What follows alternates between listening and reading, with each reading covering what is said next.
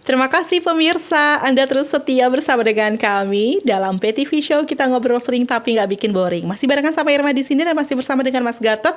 Dan tentunya kita masih membahas tentang program Pencerahan Nusantara, di mana tentunya dengan niat yang mulia, dengan tujuan-tujuan yang sudah dirancang sedemikian rupa, begitu ya, sampai pada proses pengabdian atau proses kegiatan yang dilakukan secara bertahap, saya pikir, dan tentunya tidak dengan waktu yang singkat. Ini akan meninggalkan jejak luar biasa juga gitu ya. Artinya 3 tahun tentunya itu sudah dirancang sebagai waktu yang ya setidaknya bisa meninggalkan satu kebiasaan atau habit baru pada daerah tersebut. Nah, bagaimana nih Mas Gatot?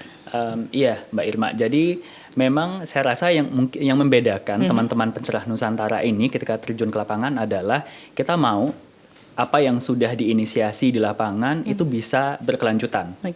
Bahkan setelah mereka pulang dari penempatannya. Sehingga di lapangan apapun aktivitasnya itu diinisiasi bukan atas nama Pencerahan Nusantara, tapi justru dengan mengajak teman-teman yang ada di wilayah, yang ada di lokasi, seperti kader, tenaga kesehatan lokal, itu kita ajak agar mereka yang menginisiasi, agar mereka yang terjun dan terlibat lebih banyak, sehingga rasa kepemilikan terhadap program-program tersebut juga tinggi, dan setelah teman-teman Pencerahan Nusantara pulang, mereka juga bisa mandiri untuk melanjutkan, begitu. Nah, ini yang paling penting sebenarnya dari segala satu program, dari sekian banyak program yang bisa dilakukan adalah bagaimana membuat mereka itu mandiri. Ini yang paling penting sebenarnya, karena kerap kali pemirsa kita suka lupa untuk membuat sebuah program yang mana program tersebut adalah untuk memberikan prestasi atas diri kita sendiri gitu, dan kita lupa untuk bagaimana meninggalkan jejak kemandirian terhadap satu daerah tersebut begitu. Tapi tadi menarik sekali adalah ketika sudah memberikan waktu 3 tahun, itu waktu yang tidak singkat, terus kemudian juga melihat dengan yang dituju sebelum pandemi adalah daerah-daerah yang terpencil begitu. Bagaimana dengan tentunya penguatan tenaga kesehatan yang saya yakin cukup variatif nih kondisinya, seperti apa? Iya, kita melihat bahwa yang pertama memang kemampuan teman-teman tenaga kesehatan yang ada di lokal cukup bervariasi. Kita juga mungkin menyadari bahwa ilmu itu kan berkembang. Betul. Dan mungkin teman-teman juga memiliki keterbatasan terhadap akses informasi. Jadi salah satu yang hampir semua penempatan lakukan adalah penguatan terhadap teman-teman tenaga kesehatan lokal tadi. Bagaimana teman-teman ini bisa upgrading pemahaman, pengetahuan, dan juga skill mereka terhadap ilmu-ilmu kesehatan yang baru. Termasuk sesederhana bagaimana sih sebenarnya melakukan posyandu 5 meja kayak gitu. Ya kurang lebih seperti itu. Dan bagaimana juga teman-teman yang ada di puskesmas itu tidak hanya melakukan aktivitas di internal puskesmas, tapi juga bisa terjun ke masyarakat, memberikan edukasi yang bisa menyesuaikan dengan kebutuhan dan cara masyarakat menerima informasi yang tepat kayak gitu. Iya, karena saya yakin juga ya dalam penyampaian informasi sendiri ini butuh satu skill khusus begitu ya, karena yang dihadapi kan daerah yang berbeda-beda begitu, tentunya dengan budaya lokal juga yang penuh dengan tantangan sendiri begitu. Ketika kita menyampaikan sebuah informasi, tentu ini punya banyak sekali hambatan yang bisa saja hadir. Nah, sejauh ini apa hambatan yang paling sulit untuk ditaklukkan begitu ya sampai dengan hari ini mungkin? Kalau bicara hambatan, saya akan ngomong secara umum ya Mbak ya. Ada 2 komponen utama yang kita temukan. Sebenarnya ada, kalau ditarik lagi ada banyak turunannya sebenarnya. Tapi yang pertama memang masalah geografis. Itu selalu kita temukan. Bagaimana masyarakat, tempat tinggal masyarakat atau lokasi masyarakat dengan layanan kesehatan itu cukup jauh. Ada beberapa lokasi yang itu perlu menempuh jarak sekian kilo dengan sekian tantangan, misalnya cuma hanya bisa melalui transportasi sungai kayak gitu. Itu. Jadi tantangan geografis ini juga pada akhirnya berpengaruh terhadap akses terhadap layanan kesehatan tadi. Yang kedua memang tantangan budaya, sosial budaya. Nah, sosial budaya ini sangat-sangat bervariasi. Ada macam-macam, Mbak. Jadi itu juga menjadi tantangan, dan memang kalau teman-teman yang turun ke lapangan, kita biasanya mengingatkan atau memberikan keleluasaan kepada mereka untuk 1 bulan pertama.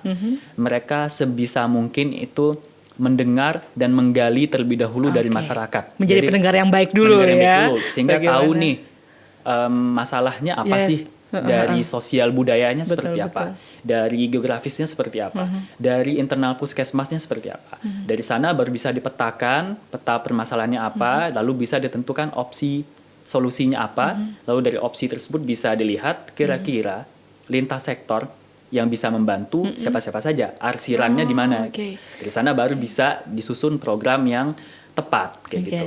Artinya ketika dikirim begitu ya tenaga kesehatan yang bertugas di sana itu bukan hanya mengurus puskesmas saja, tapi juga bagaimana bisa menjalin lintas sektor begitu ya yang sekiranya menjadi hambatan di daerah tersebut. Iya. Oke, luar biasa. Ini menarik sekali loh pemirsa bahwa mungkin kebanyakan program gitu ya hanya fokus pada bagaimana pelayanan kesehatan itu, bagaimana mengurus orang-orang yang datang sakit dan bagaimana menghadirkan fasilitas kesehatan saja. Kemudian lupa bahwa ternyata fasilitas itu bisa menjadi sia-sia kalau tidak ada yang datang karena hilangnya kesempatan untuk datang begitu ya, karena jarak yang jauh atau jarak tempuh yang sulit untuk dijangkau dan lain sebagainya. Dan kehadiran dari Pencerahan Nusantara ini luar biasa, memikirkan bagaimana juga bisa menjalin komunikasi lintas sektor yang mungkin sebelumnya belum ada begitu ya pada daerah tersebut. Wow, keren banget loh, ini terfikir sampai ke sana ya. Karena untuk menghadirkan tadi ya satu program yang berkelanjutan ya. Oke, luar biasa pemirsa. Nah, sekarang ini mungkin bagi pemirsa yang tertarik untuk bergabung bersama dengan Pencerahan Nusantara, boleh disampaikan lagi bagaimana bisa mendapatkan informasi terkait program dari Pencerahan Nusantara dan bisa bergabung di Pencerahan Nusantara. Ya, bagi teman-teman yang ingin tahu lebih banyak lagi tentang Pencerahan Nusantara dan atau ingin bergabung menjadi bagian dari Pencerahan Nusantara, biasanya kami akan mensosialisasikan kalau misalnya program ini akan dibuka. Cuma kalau teman-teman pengen tahu lebih banyak lagi, informasinya bisa mengecek websitenya www.pencerahnusantara.org. www.pencerahnusantara.org.